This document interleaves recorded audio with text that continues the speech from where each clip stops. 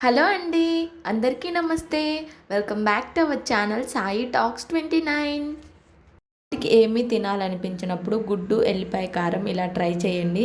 చాలా రుచిగా ఉంటుంది. గుడ్డు, ఎల్లిపాయ కారం ఎలా తయారు చేసుకోవాలో ఈ వీడియోలో చూద్దాం. ముందుగా మనకి కావాల్సిన గుడ్లను తీసుకొని వాష్ చేసి ఉడకపెట్టుకోవాలి. ఉడికిన గుడ్లను పొట్టు తీసేసి వాటికి చాక్తో సన్న ఘాట్లు పెట్టుకొని పక్కన పెట్టుకోవాలి. ఎల్లిపాయ కారం రెడీ చేసుకోవడానికి మనం ఒక మిక్సీ జార్ తీసుకొని అందులో ఒక 15 ఎల్లిపాయలు వేసుకోవాలి. అలానే ఒక స్పూన్ ధనియాలు, ఒక స్పూన్ జీలకర్ర వేసుకోవాలి. 2 టేబుల్ స్పూన్ కారం వేసుకోవాలి. రుచికి తగ్గట్టుగా ఉప్పు వేసుకొని మిక్సీ పట్టుకోవాలి మెత్తని పౌడర్ లాగా. చూడండి, ఇలా చూపిస్తున్న విధంగా మరీ మెత్తగా కాకుండా కొంచెం కచ్చాపచ్చగా పౌడర్ చేసి పక్కన పెట్టుకోవాలి. తరువాత స్టవ్ ఆన్ చేసి గిన్నె పెట్టుకొని ఆయిల్ వేసుకోవాలి.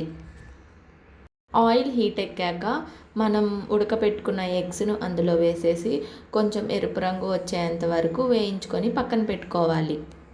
అదే ఆయిల్లో మనం తాలింపు దినుసులు అలానే ఒక ఉల్లిపాయ కట్ చేసేసుకొని వేసుకోవాలి. కొంచెం కరివేపాకును కూడా వేసుకొని తాలింపు ఎర్రగా వేగాక అందులో మనం రెడీ చేసుకున్న ఎల్లిపాయ కారాన్ని అందులో వేసేసుకోవాలి. ఎల్లిపాయ కారాన్ని మనం తాలింపు అంతట్లో కలిపేటట్టుగా మనం కలిపేసేసుకోవాలి. ఎల్లిపాయ కారాన్ని మనం పచ్చివాసన పోయేంత వరకు వేయించుకున్నాక మనం ఎర్రగా దోరగా వేయించుకున్న ఎగ్స్ని తీసుకొని ఇందులో వేసుకోవాలి. ఎగ్స్ కూడా ఎల్లిపాయ కారం కలిసేటట్టుగా కలుపుతూ ఉండాలి. ఎల్లిపాయ కారం పచ్చివాసన పోయేంత వరకు వేయించుకున్నాక నూనె పైకి తేలాక లాస్ట్లో కొంచెం కొత్తిమీరని తీసుకొని పైన చల్లుకోవాలి. కొత్తిమీర వేసాక ఒక 2 మినిట్స్ సిమ్లో పెట్టుకొని వేయించేసుకోవాలి.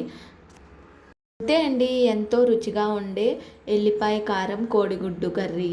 చాలా రుచిగా ఉంటుంది. వేడి వేడి అన్నంలో కొంచెం నెయ్యి, అన్నం అలానే ఎల్లిపాయ కారం కోడిగుడ్డు వేసుకొని తింటే చాలా రుచిగా ఉంటుంది. Thank you.